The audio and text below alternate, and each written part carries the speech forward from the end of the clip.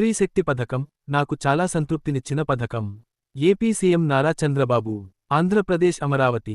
స్త్రీ శక్తి పథకం ద్వారా ఇప్పటి వరకు మహిళలు 8,86,00,000 ఉచిత ప్రయాణాలు చేశారు. స్త్రీ శక్తి వల్ల ఆర్టీసీ ఆక్యుపెన్సీ పెరిగింది. అయినా ఫర్వాలేదు, ఆనందంగా ఖర్చు పెడతాం. డ్రైవర్లు, కండక్టర్లు స్త్రీ శక్తి పథకాన్ని సమర్థవంతంగా అమలు చేస్తున్నారు. అన్ని బస్సుల్లో అంటే 74% ఆర్టీసీ బస్సుల్లో Palle Velugu, ultra Palle Velugu, city ordinary, metro express బస్సుల్లో ఫ్రీ బస్ని స్త్రీశక్తిని ప్రారంభించాం. అదే మరిగా రాష్ట్రంలో ఎక్కడైనా సరే విత్ ఇన్ ది స్టేట్ తిరిగే ఏర్పాటు చేశాం. ఈరోజు శ్రీకాకుళం నుంచి మంత్రాలయం వరకు వెళ్ళొచ్చు, అలాంటి ఏర్పాటు చేశాం అధ్యక్ష. కాబట్టి ఎక్కడా నిబంధనలు లేవు, అందరూ కూడా ఫ్రీగా తిరిగే అవకాశాన్ని కల్పించాం. 8,86,00,000 మంది ఉమెన్, గర్ల్స్, ట్రాన్స్జెండర్స్ ఈ ఫెసిలిటీని ఉపయోగించుకునే పరిస్థితికి వచ్చారు ఇప్పటి వరకు.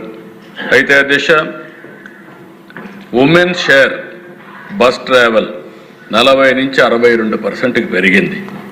ఇంకొక పక్కన ఉమెన్ ప్రయాణం డబుల్ అయ్యే పరిస్థితి వచ్చింది.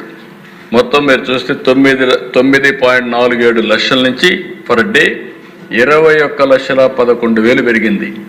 ఇంకొక పక్క ఎవ్రీ మంత్ 6,33,00,000 మంది, సంవత్సరానికి 76 కోట్ల మహిళలు ఈ సౌకర్యాన్ని ఉపయోగించుకుంటున్నారు.